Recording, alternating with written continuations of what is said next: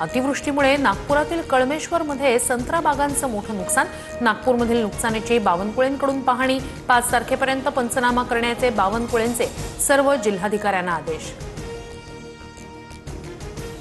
अजित पवारांची उद्याची आमदारांसोबतची आढावा बैठक रद्द।